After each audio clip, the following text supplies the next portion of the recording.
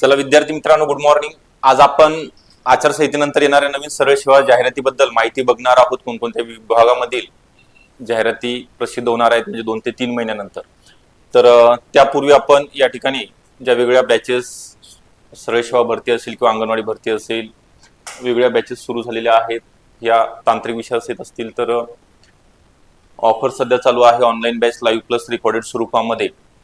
तर ही बॅच तुम्हाला जॉईन करण्याकरिता आपल्याकडे जो नंबर आहे 8329 588 625 या नंबरवरती तुम्ही संपर्क करायचा आहे.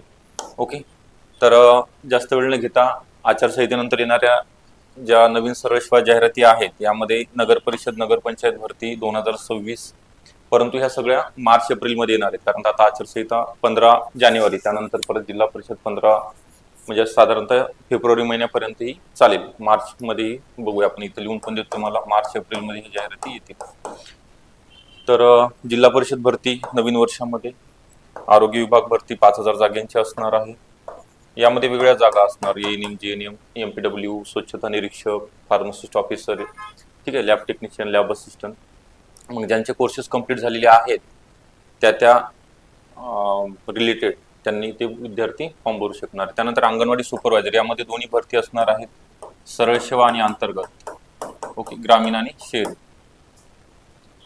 ज्यांना 10 वर्ष अनुभव आहे त्या अंतर्गत शहरी आणि ग्रामीण करिता, आणि ज्या फ्रेशर आहेत ग्रॅज्युएशन कंप्लीट किंवा शेवटच्या वर्षामध्ये त्यांच्याकरिता सरळ सेवा भरती. त्यानंतर महिला व बालविकास भरतीची आता एक जाहिरात आलेली आहे: प्रोटेक्शन ऑफिसर. ओके, पीओ, संरक्षण अधिकारी. परंतु त्याच्या जागा कमी आहेत. नवीन ही तर आहे, परंतु 2026 मध्ये वेगळ्या पदावर, म्हणजे त्यामध्ये प्रोफेशनल ऑफिसर, परिवीक्षिका अधिकारी असेल, वरिष्ठ कनिष्ठ लिपिक, त्यासोबतच संरक्षण अधिकारी गट ब, आताच झालं ते गट कच आहे. त्यानंतर DMER भरती. ओके, आता नुकती जी पार पडली होती तिचा रिझल्ट सुद्धा लागलेला आहे. यामध्ये वेगळ्या पदांकरिता जाहिरात प्रसिद्ध झाली होती. Pharmacist, lab technician, lab assistant होते. त्यामध्ये सुद्धा परत आता जे नवीन येणार आहे त्यामध्ये एएनएम, जीएनएम असेल. रेशीम संचालनालय भरती, याचा सुद्धा अपडेट मी दिलं होतं की अधीक्षक असेल, त्यानंतर गृहपाल, निरीक्षक, स्टेनोग्राफर, हे सगळे गट ब, गट क चे पद भरली जाणार आहेत. रेशीम संचालनालय कुठे, तर नागपूरमधलं, नागपूर या ठिकाणचं हे मुख्यालय आहे.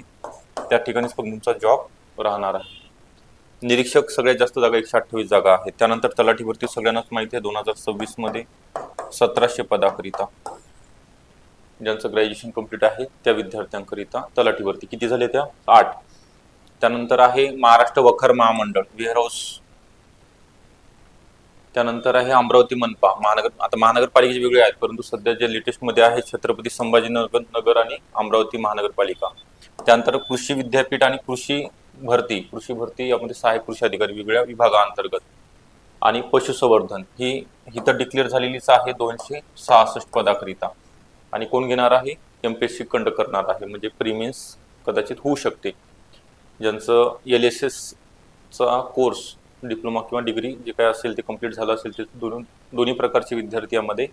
पशुधन पर्यवेक्षक हे पद आहे.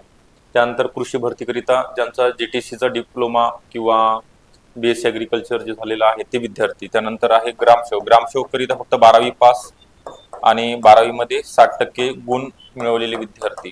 ओके, मग कोणत्याही ब्रँचचा असेल तो, आर्ट, कॉमर्स किंवा सायन्स, कोणत्याही याचा असेल तरी चालेल.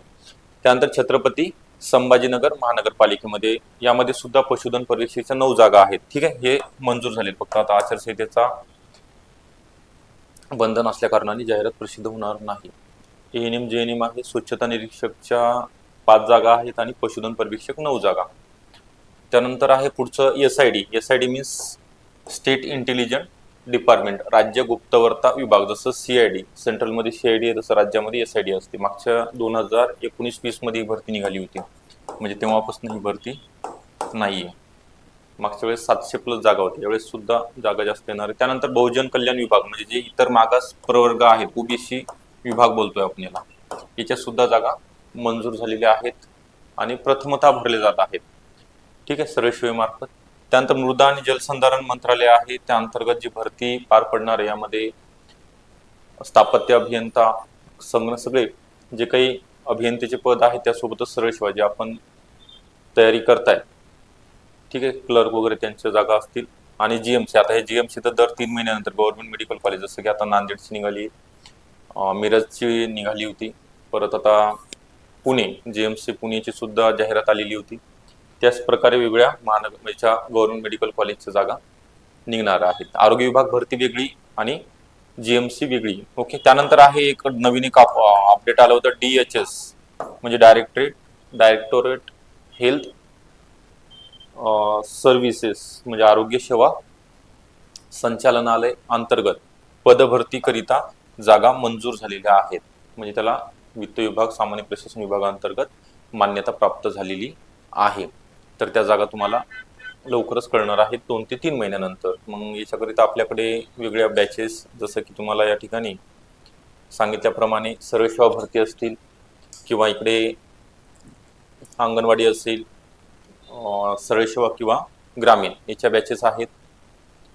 मेगा ऑफर सुद्धा चालू आहे. नंबर दिलेला आहे आपल्याला 8329588625 या नंबरवरती तुम्ही संपर्क करायचा आहे. आपल्याला हा व्हिडिओ कसा वाटला नक्की कळवा. लाईक करा व्हिडिओला. चॅनलला नवीन असेल तर सबस्क्राईब सुद्धा करून ठेवायचं आहे. Okay, thank you.